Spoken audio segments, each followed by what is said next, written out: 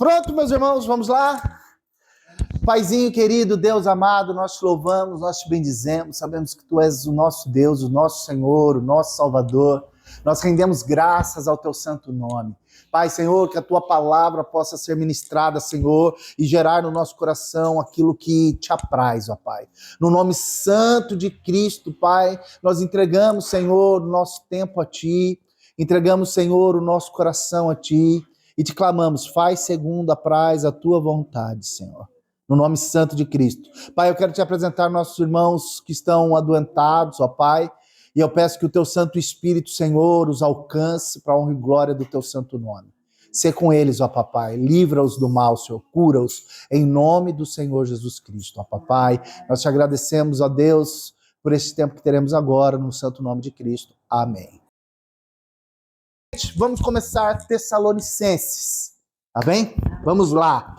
Só que para a gente iniciar Tessalonicenses, para a gente começar essa carta, e talvez a gente estude logo as duas cartas na sequência, né? Porque ela só tem 5 capítulos, eu preciso adentrar com vocês, dar um panorama geral, explicar para vocês um pouco do conceito, do que é Tessalônica, do que está acontecendo, não é? Qual é o período. Então, eu quero que vocês tentem acompanhar comigo, tá bem?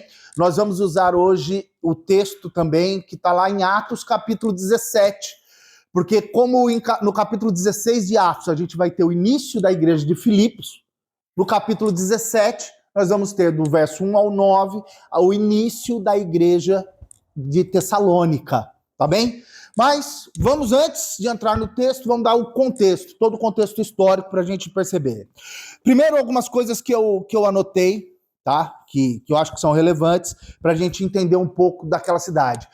E para iniciar, eu queria dizer que eu fui lendo sobre Tessalônica, eu fui lendo e fui percebendo a similaridade de Tessalônica em algumas áreas, em alguns pontos, com Caldas da Rainha. É muito interessante o que a maneira como a gente vai enxergar Tessalônica e como é Caldas da Rainha. Então, eu acho que Deus está nesse negócio de a gente estudar Tessalônica, tá bem? Ela era uma relevante cidade grega, controlada pelo Império Romano, e ela era a capital da província da Macedônia. Então você tinha a região da Macedônia e a capital da província era Tessalônica. Tessalônica era uma cidade enorme para a época e uma cidade enorme para os dias atuais quando se trata de Europa. Tessalônica tinha 200 mil habitantes, 4 vezes e um pouco mais do que Caldas da Rainha. Né? Ela era muito forte, Tessalônica era uma cidade muito interessante nesse sentido. Ela já tinha concorrido com Constantinopla para ser a capital do mundo. Tamanha a sua relevância e importância. Né? Então, Tessalônica era uma cidade mesmo muito importante. Ela também foi conhecida como Termai antes. E por que esse nome? Porque ela tinha as águas termais. Ela era turística nesse sentido. As pessoas vinham de longe para as águas termais de Tessalônica. Então ela tinha todo esse contexto, muito parecido com a nossa cidadezinha aqui, né? Bonitinha. Ela também ficava ali no Mar Egeu, não é? Ficava ao pé do Mar Egeu, então ela tinha um porto, que era um porto extremamente importante, né? E nós vamos entender mais para frente a importância desse porto por causa da rota que ela estava. Esse porto, eu dei uma olhadinha, né, sobre ele, e ainda no governo Medo-Pérsia, muitos anos antes, ele era o porto naval, era um porto militar, aquele porto, tá bem? Ela já era conhecida 600 anos antes de Cristo, então não é uma cidadezinha nova, estamos falando de 600 anos antes de Cristo, e Heródoto, um historiador grego, já escrevia prosas e versos a respeito dessa cidade por causa da sua consistência, do seu tamanho e tudo mais. Ela foi fundada como Tessalônica no ano 315, por volta do ano 315 antes de Cristo. Então, ali que ela foi fundada, por Cassandro.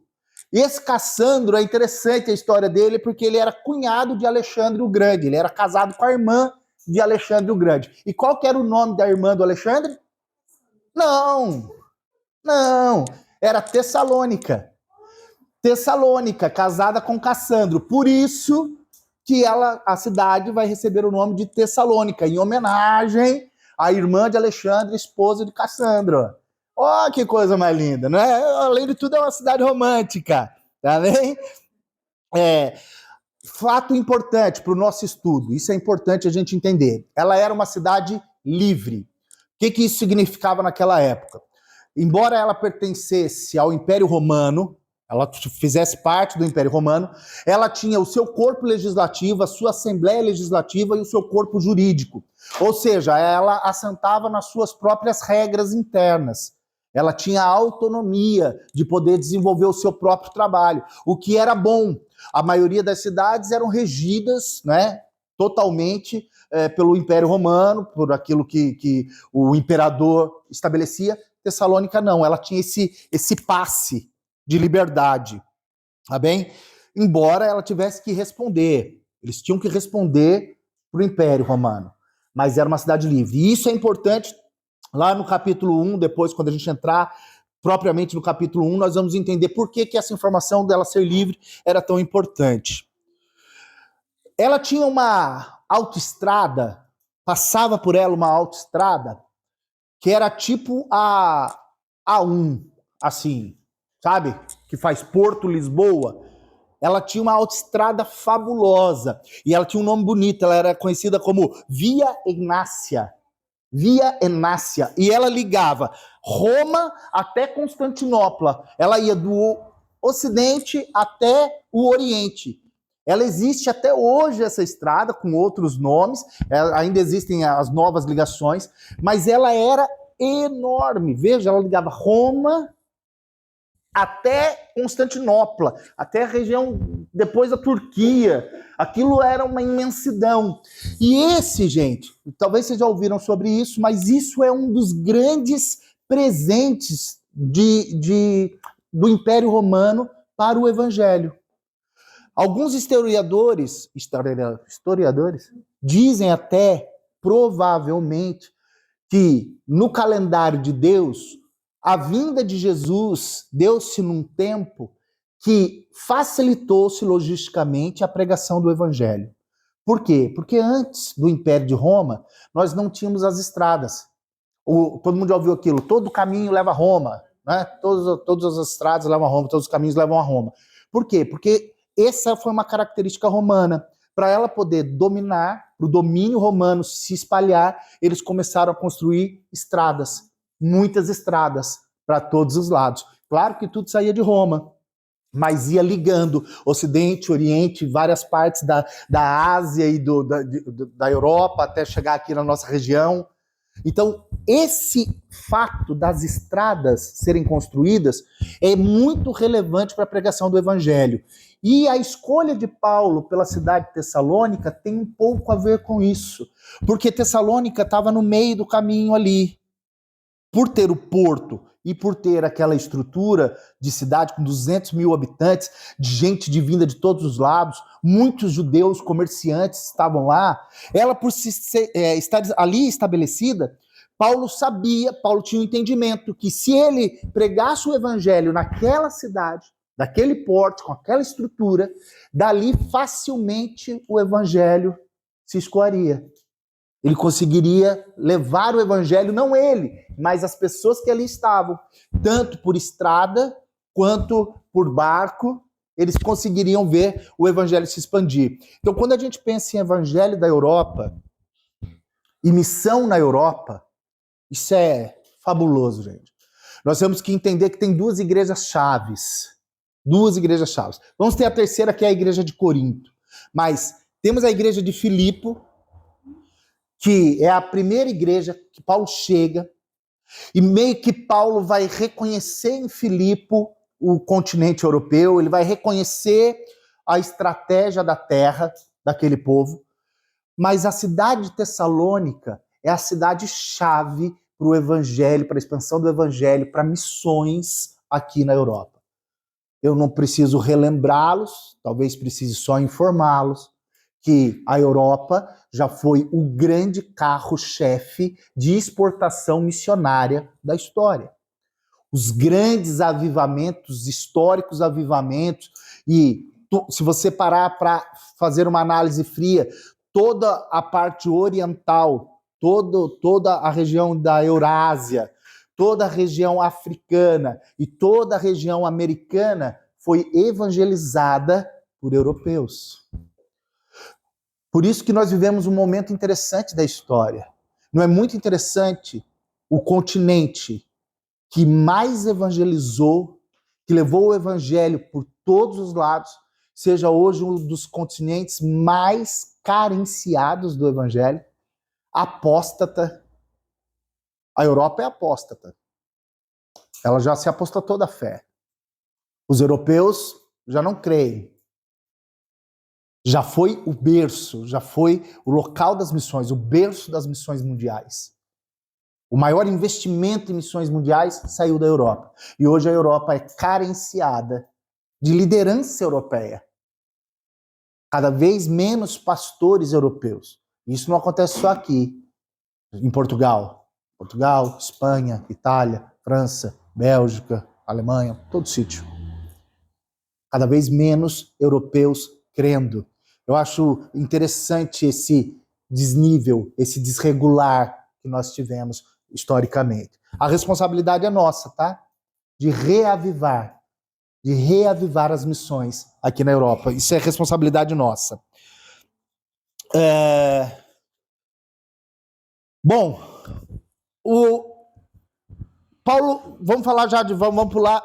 Duas coisas interessantes. Hoje ela é conhecida como Salônica apenas, tá? E para nós que somos brasileiros, até para os portugueses, acho que é interessante. Quem já ouviu falar de Silvio Santos?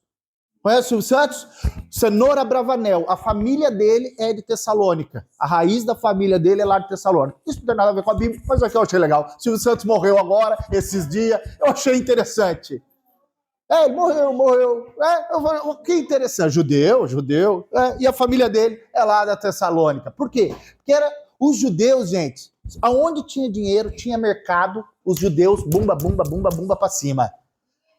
200 mil habitantes naquela época. Era o mundo reunido ali, cara.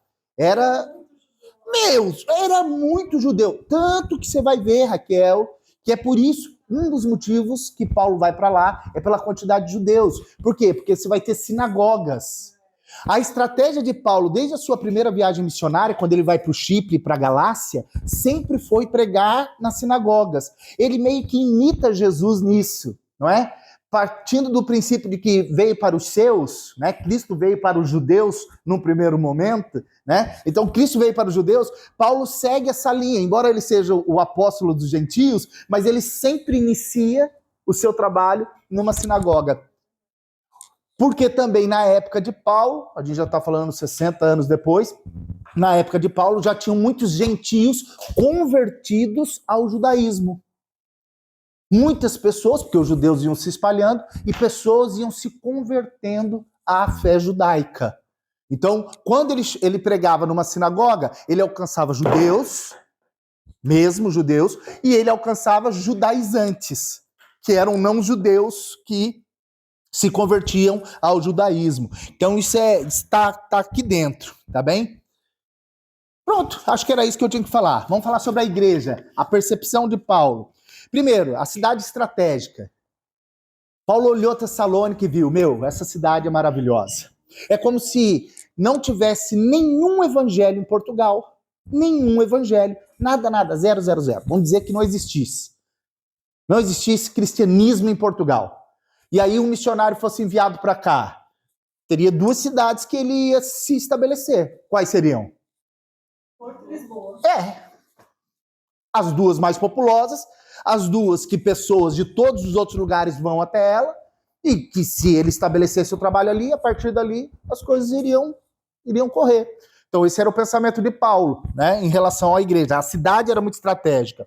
E o local, as sinagogas. Por quê? Porque Paulo sempre queria construir pontes, e isso é uma coisa que eu e você precisamos aprender em relação à missão aqui, ao evangelismo, à comunicação do evangelho. Eu preciso aprender a criar pontes e não muros. Pontes. Eu preciso gerar conexão. Sempre gerar conexão. Isso é o mais importante. E Paulo sabia estrategicamente como gerar essas conexões. tá? E nós vamos ver tudo isso que eu estou dizendo é um mapa geral, a gente vai ver detalhadamente nos 5 capítulos certinho.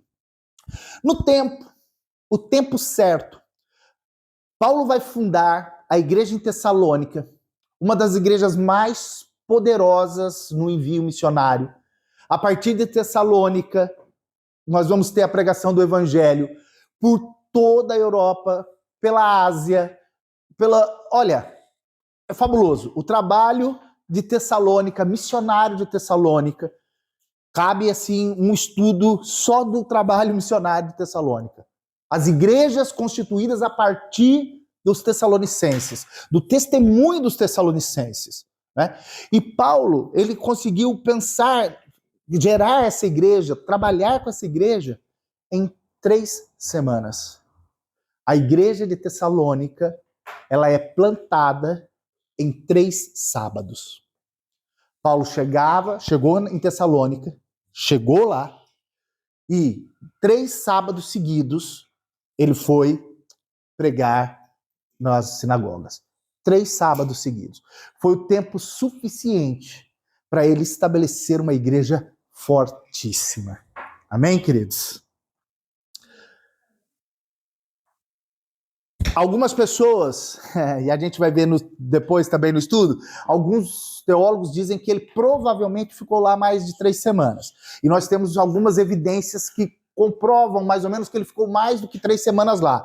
Durante 3 semanas ele esteve nas sinagogas. Provavelmente ele ficou um pouco mais por 2 motivos que os textos nos apontam, que a Bíblia nos dá. O primeiro motivo é que em Filipenses, capítulo 1, a gente já estudou, lá em Filipenses diz que eles mandaram ofertas para Paulo 2 vezes.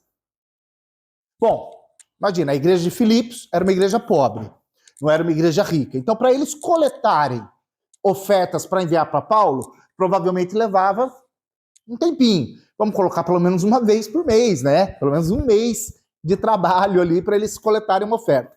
Outra coisa, Filipos estava a 160 quilômetros de Tessalônica. Por mais que tivesse estrada, a estrada não era de alcatrão. Estrada, quer dizer, então, ou a cavalo ou a pé, aquilo levava um bocado de tempo para chegar. Então, provavelmente, Paulo ficou mais tempo do que 3 semanas lá em Tessalônica, tá bem? É bem provável isso. Bom, é bem provável que sim. A mensagem certa.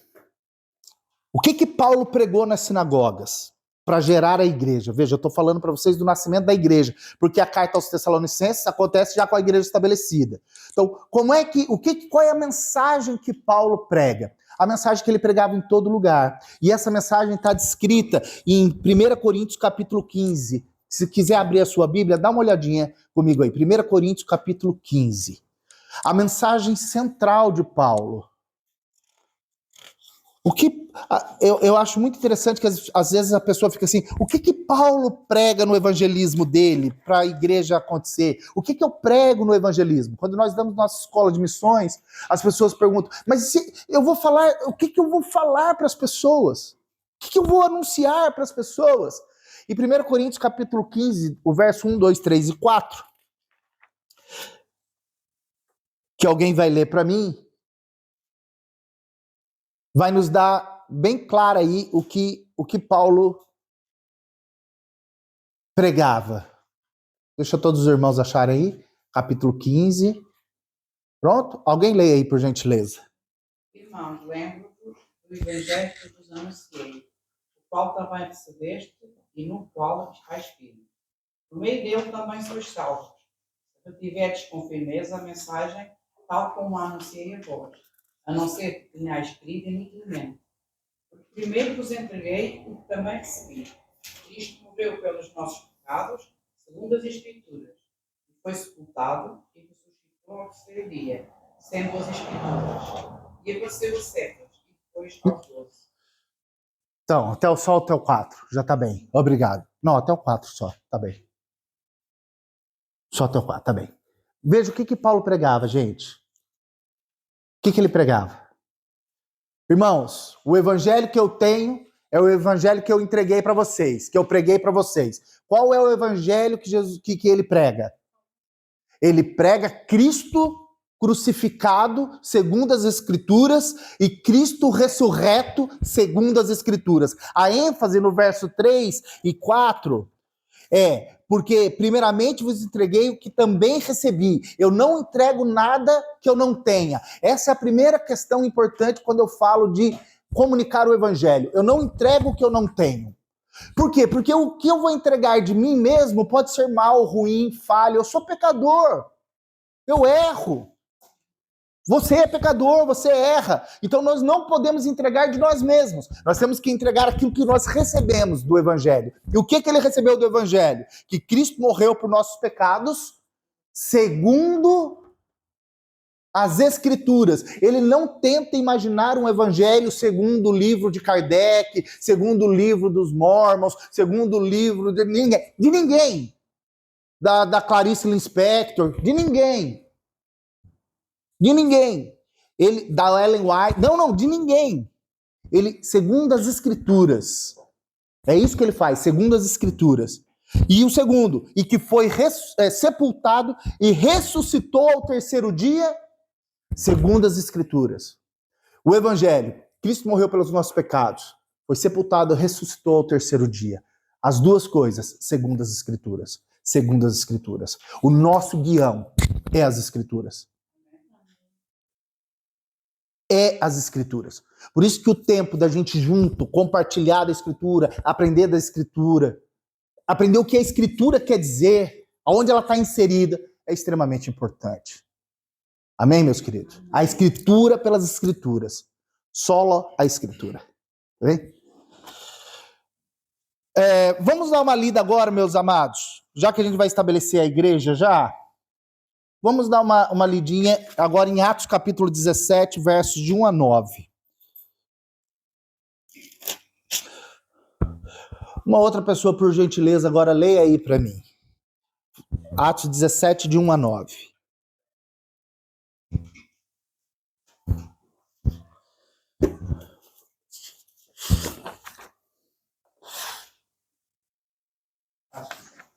Atos 17, de 1 a 9.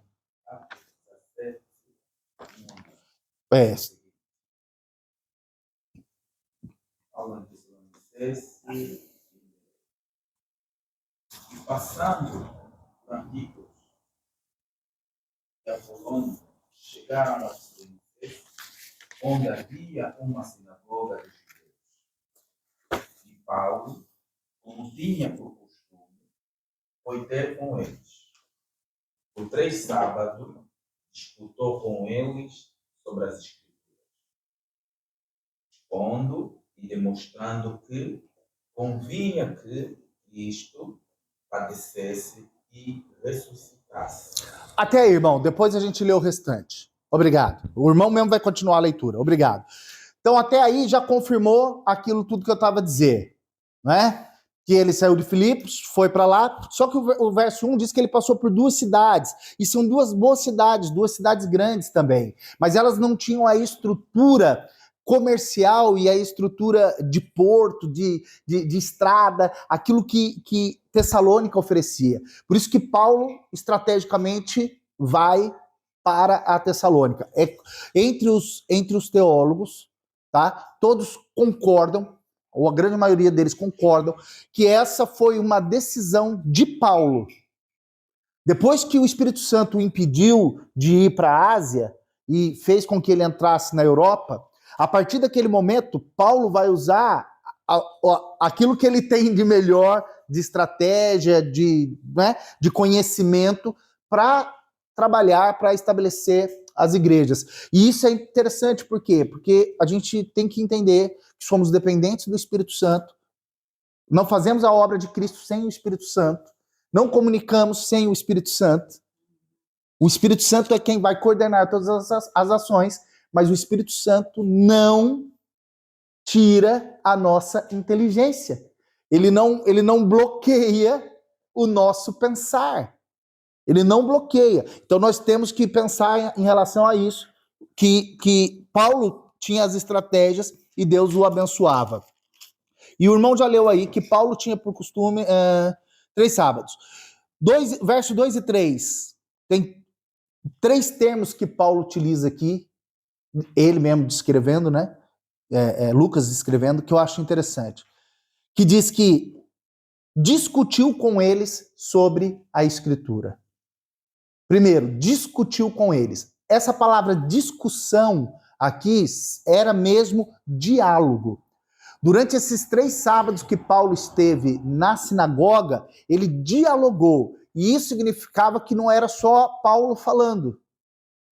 Haviam as perguntas. Era mesmo uma troca, tá bem? Algumas versões diz que ele arrazoava com eles. Não sei se tem alguma outra versão diferente, mas tanto discutia quanto arrazoava é a mesma questão do diálogo, dessa troca. Por quê? Porque era uma sinagoga. Os judeus conheciam as Escrituras. E Paulo agora estava trocando informações com eles, baseado nas Escrituras. Sempre nas Escrituras. Aí o verso 3 diz que ele estava explicando. Algumas versões diz expondo. Não é? Fazemos a exposição da palavra. A explicação da palavra. O que é? É apresentar de forma organizada a ideia. É justamente isso. Significa, literalmente, apresentar de forma organizada uma seleção de informações, tornando claro e compreensível. Paulo estava trazendo à luz as Escrituras. E isso é importante porque a gente tem que entender que o Velho Testamento, ele é a sombra do que viria. O Novo Testamento, em Cristo, é a revelação, é a luz. E o Antigo Testamento é sombra, é apontamento, aponta para Jesus, mostra Jesus, evidencia Jesus, mas é no Novo Testamento que revela Jesus. Paulo, quando chega lá, ele sabe que aqueles homens estão estudando a Escritura, mas eles estão estudando a Escritura do Novo Testamento? Não, o Novo Testamento não existia. Eles estão estudando a sombra. Então, Paulo precisa explicar, precisa expor aquilo que é sombra e trazer luz. E é por isso que ele vai usar o outro termo, comprovando. Veja aí no verso 3, explicando e comprovando. Então, agora Paulo começa a trazer aqui a sombra e ele apresenta Jesus e comprova Jesus. Por isso que no texto nós vamos ter, depois a continuidade do texto que a irmã estava lendo, que nós vamos ter o que lá? Que Cefas viu, não sei mais quem viu, lá em 1 Coríntios. Mais 200 homens, mais 500 homens viram, mais tantas pessoas viram. Pronto, agora há uma comprovação da ação, certo? Tudo aquilo tem que ser comprovado. E é isso que Paulo faz na sinagoga. Ele está amparado na palavra, amparado, palavra. E aí, a partir da palavra, ele anuncia, mostra a sombra, revela Cristo. Amém? Obrigado, meu amor, te amo. Pode continuar, meu irmão, por gentileza, agora até o verso 9. E este Jesus, que vos anuncio, e dizia ele, é o Cristo.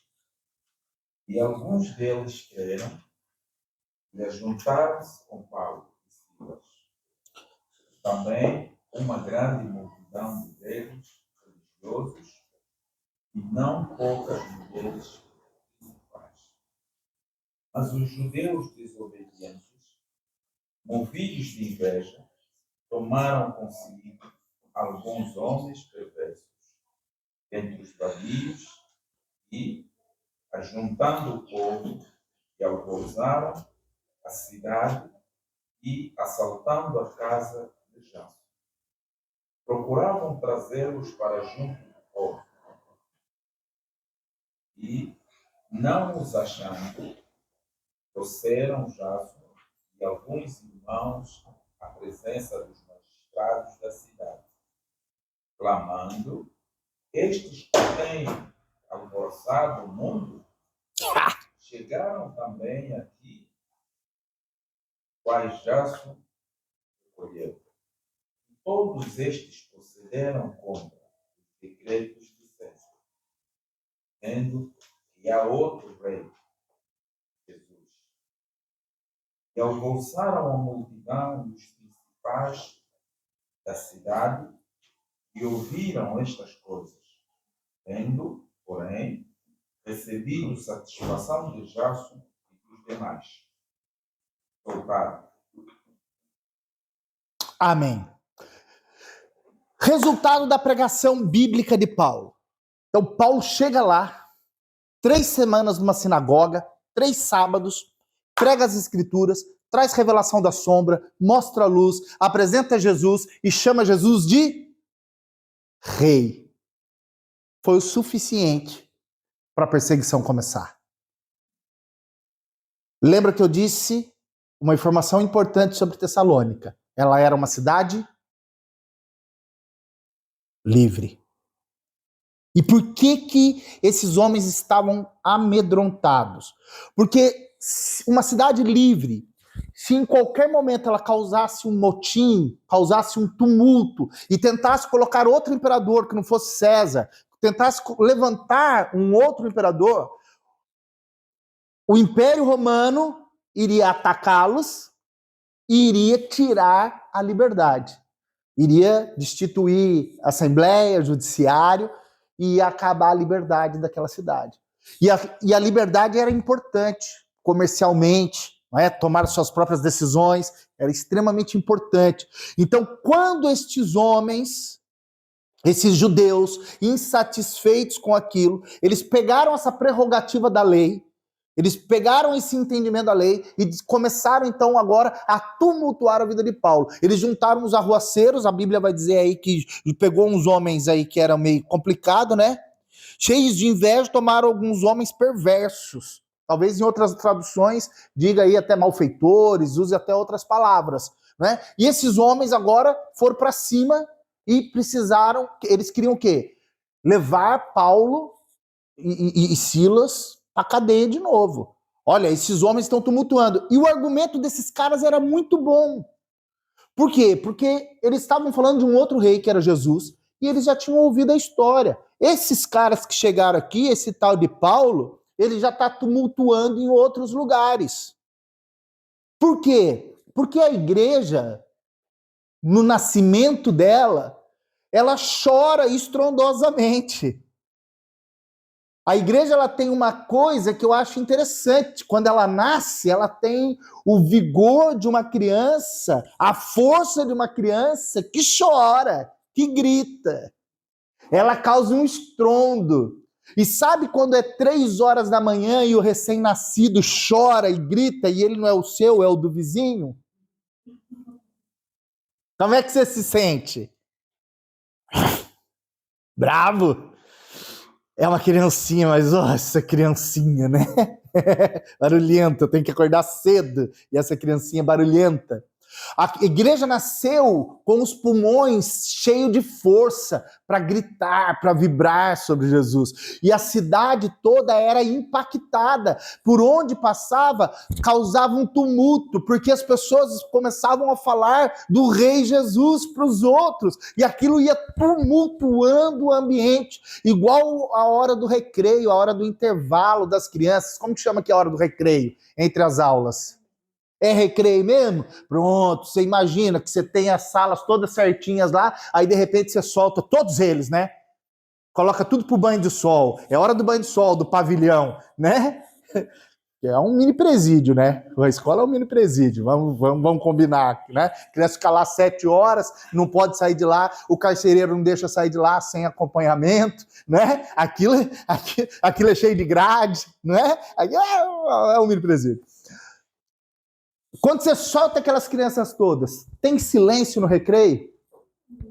Não tem. É impossível. É impossível. Quando a igreja nasce, ela reconhece Cristo, é impossível calar a igreja. Ela fica maluca, ela fica em êxtase. E era isso que estava acontecendo. Por quê? Aqueles homens tiveram a revelação do que era a sombra para a luz, cara. Eles saíram da sombra e eles viram concretizar a luz. E eles, opa, nós não podemos ficar quietos. Então eles causavam grande tumulto por onde passavam nesse sentido. E esses homens estavam certos, então, em dizer isso, né? Eles falavam, olha, vai dar problema esses caras aí. Então é melhor a gente entregá-los. Aí eles vão pegar Paulo, já fugiu, Paulo e Silas, ó, já deu no pé, que não é bobo. Já tinha apanhado lá em Filipos, já tinha ficado preso. Aqui eu vou embora. Já cumpri a minha parte. Vou embora, né? Agora, quando ele vai embora, os homens vão pegar esse senhor aqui, que é o Jason, ou Jason, ou Jason, do jeito que acharem melhor. Vão pegar aí o Jason e vão levar o Jason lá para falar com o judiciário. Não tem um judiciário lá? E vão acusar, ó, esse Jason recebeu os caras aí que estão tumultuando por todo lado. E Jason, ele vai ter que pagar uma fiança para ele não ficar preso, ele tem que pagar uma fiança e ele tem que assinar um documento, cara. Ele tem que assinar um documento. E esse documento que ele assina é um documento em que ele se responsabiliza que Paulo não vai voltar a pôr os pés em Tessalônica. Ele assina esse documento, por quê? Porque ele tem que resguardar a cidade. Ele é um cidadão, ele tem que resguardar. É por isso que tem um texto que nós vamos ver depois, mas eu quero já falar sobre ele, que nós vamos ver depois, que Paulo, que está lá em Tessalônica, na carta, que Paulo falou assim, já por 2 vezes eu quis ir até vocês, mas não pude, não consegui estar com vocês, porque Satanás me fechou a porta. Satanás me atrapalhou. Satanás não me deixou ir. Aí você pode ter, mas Satanás impede os planos da gente, Satanás tem esse poder de fazer essa interferência. Os teólogos, os estudiosos acreditam que esse texto que ele está dizendo, essa ação satânica, esse Satanás que ele está dizendo, é essa assinatura, essa carta que proíbe Paulo de voltar a Tessalônica. Pô, não é do Satanás? É do Satanás, cara. Ele plantou a igreja está lá com 1 mês, 2 meses, 3 meses no máximo, e ele tem que sair fugido, perseguido, os caras causam mó tumulto. Imagina a polícia chegando aqui na porta da Vida Abundante, metendo o pé, entrando, falando, cadê o cabeludo? Cadê todo mundo? Mão pra cabeça! Vocês estão falando que tem aqui, não é presidente da Câmara, não tem rei aqui não é monarquia não. Pá, vai pra lá! Será que a gente ia permanecer? Será que a igreja, diante de uma perseguição real, permaneceria? Essa era a preocupação de Paulo. Por isso que ele vai dizer esse texto lá. Quando chegar lá, a gente vai ver, tá bem? Então, essa carta falando da carta agora, adentrando na carta, não é? Quando Paulo vai escrever essa carta, não faz muito tempo que ele saiu de Tessalônica. Ele está na corrida. Ele saiu de lá, fugido, foi para Bereia. Chegou lá em Bereia, deu um tempinho. O mesmo grupo que perseguiu eles em Tessalônica, os mesmos arruaceiros, foram para Bereia e fizeram Paulo correr da Bereia. Paulo teve que sair vazado de lá, mas já deixou rastro, já deixou gente. Já a palavra diz que ele pregava e os bereanos iam vendo se estava tudo de acordo. Ele já prega ali o evangelho e sai correndo de novo e vai chegar em Atenas. E agora ele está em Atenas, capital grega, né? Tá lá e preocupado. Cara, como é que tá a igreja de Tessalônica? Será que eles permaneceram na fé? Será que eles estão caminhando no Senhor? É uma preocupação legítima de Paulo. É uma preocupação legítima, porque fazia muito pouco tempo, a igreja ainda estava se estruturando. A igreja, a gente vai ver, era composta, estava no que o irmão leu, acho que o verso 3 ou 4, no verso 4, alguns deles creram, no Atos 17, 4, alguns deles creram e ajuntaram-se com Paulo e Silas. Já formou a igrejinha, já se ajuntou. E também grande multidão de gregos piedosos, e não poucas mulheres de alta posição. A igreja formou judeus que entenderam a mensagem, gregos, judaizantes que estavam ali aprendendo com os judeus, e uma mulherada da alta sociedade. Umas mulheres que frequentavam a sinagoga, não poucas, muitas senhoras. Nós temos que fazer o chá das senhoras. Chá das senhoras é um negócio fabuloso, né? Então, veja, trouxe essas pessoas, começou a igreja. Mas Paulo, talvez humanamente, fique meio assim, os caras já eram judeu, começa a perseguição, volta a ser judeu rápido, né? Porque judeu é judeu, né? Então, tipo. E as mulheres da alta sociedade, acho que aquelas mulheres não aguentam pancada. Acho que aquelas mulheres, quando a coisa pegou, acho que elas saíram. Paulo fica preocupado. E aí ele está em Atenas e a igreja se preocupa com Paulo. A igreja de Tessalônica se preocupa com Paulo e envia Timóteo. Chega lá Timóteo para trazer as boas novas, para trazer boas notícias para Paulo. Então, essa carta de Paulo, né, que Paulo vai escrever, é uma carta que Paulo está feliz também, porque ele recebeu as notícias de que a igreja estava firme. Mesmo diante da perseguição, a igreja permanecia firme, fiel, estava lá, glória a Deus. Só que nem só de boas notícias vive Timóteo. Timóteo tem dessas coisas. Chegou lá, né? E ele traz alguns problemas que a igreja está apresentando. Ela está vivendo alguns problemas. E eu estou quase encerrando já a nossa apresentação aqui. Ela vai viver alguns problemas.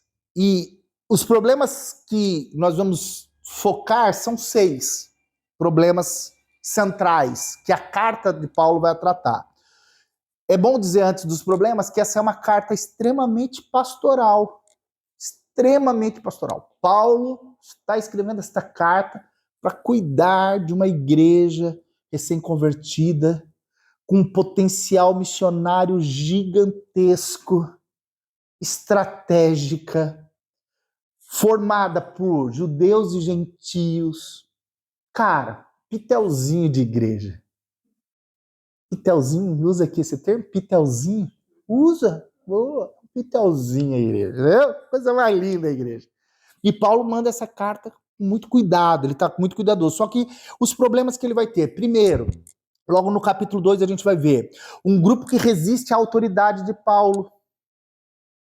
Tem já uns caras dentro da igreja. Vê, Paulo chegou, pregou o evangelho, estabeleceu... Aí já tem um grupo lá dentro que já está... esse Paulo aí... 2 coisas que acusavam Paulo, que nós vamos ver. Primeiro, ditador. Esse Paulo aí é um ditador. Né? Esse cara não serve. Ele só arrota regra. Não serve. Ele é um ditador. E a segunda coisa, é um interesseiro. Só quer dinheiro. A igreja de Corinto também vai dizer muito isso de Paulo. Vai dizer que Paulo é interesseiro também e tal. O povo cria isso em cima de Paulo. E Paulo vai escrever a carta, então, primeiro, para combater isso. Para dizer que ele não é um ditador e para dizer que ele não é um interesseiro. Segundo problema, lá no capítulo 3 nós vamos ver. Os crentes estavam com uma dificuldade teológica muito grande. E essa é o tema central da carta, inclusive. Que eles estavam com medo de, e na hora da morte? Se eu morrer e Jesus não voltou ainda? Porque eles acreditavam, na maneira como Paulo pregou, eles ficaram tão atentos que Cristo ia voltar a qualquer momento. Eles estavam... Estado de emergência. Vai voltar. Né? E aí alguns ficaram preocupados. Mas e se eu morrer e Jesus não voltou ainda? Eu estou perdido? O que vai acontecer comigo? Eu não vou ter salvação se eu não estiver com Cristo quando ele voltar? Como é que vai ser isso? Então Paulo vai escrever essa carta para falar para eles sobre aqueles que morrem em Cristo, aqueles que dormem no Senhor. Então nós vamos ver essa particularidade também, que é o tema central dessa carta. O terceiro problema, no capítulo 4, a recaída com a imoralidade. Pensa, 200.000 pessoas na Macedônia, não é? Uma influência grega gigantesca. Para muitos dos gregos convertidos, a vida pregressa era uma vida que a prostituição estava relacionada a culto. Sexo e culto era uma coisa só na cultura grega.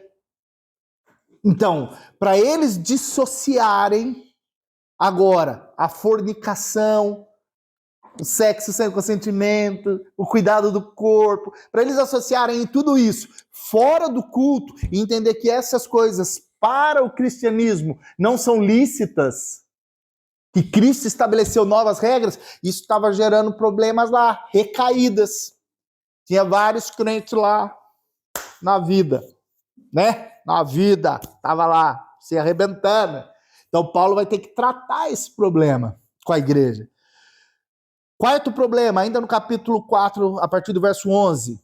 Alguns crentes, por causa dessa ansiedade, esse estado de emergência pela volta de Jesus, pararam de trabalhar, pararam de pagar as contas, pararam de estudar, pararam de fazer tudo.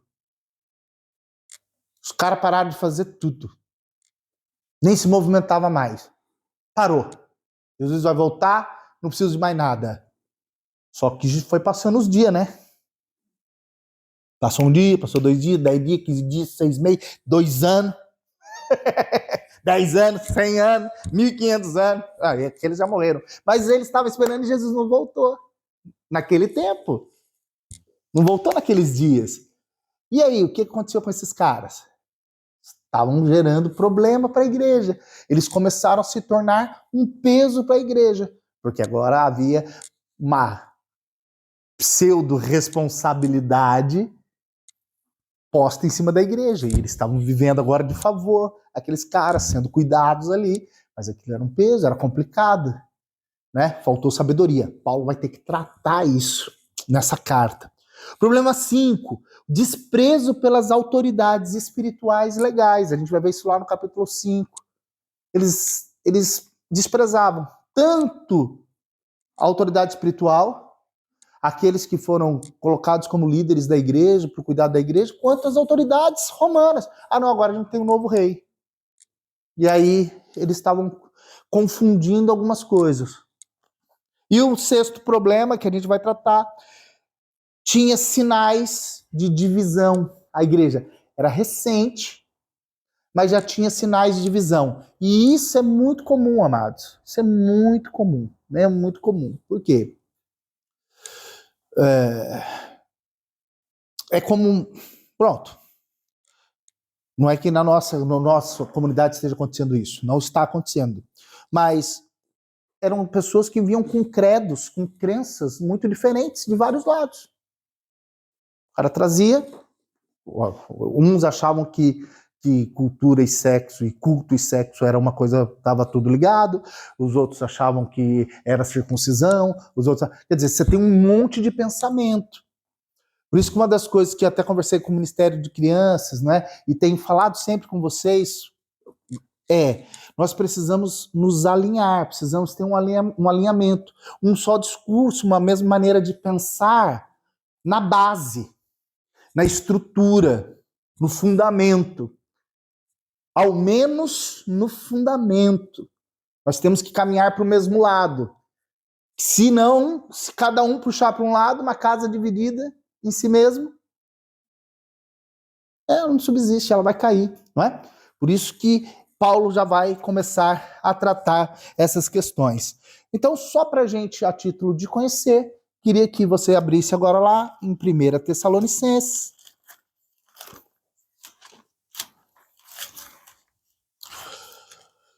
Tem Filipenses, que a gente estava, aí tem Colossenses, que é pequenininha, e tem 1 Tessalonicenses. A gente vai dar uma lida no capítulo 1, só para conhecer a introdução à carta, e aí na semana que vem nós vamos estudar esse capítulo 1, tá bem? Hoje foi mesmo só esse contexto histórico, tinha bastante coisa para expressar, foram 50 minutos falando sobre isso.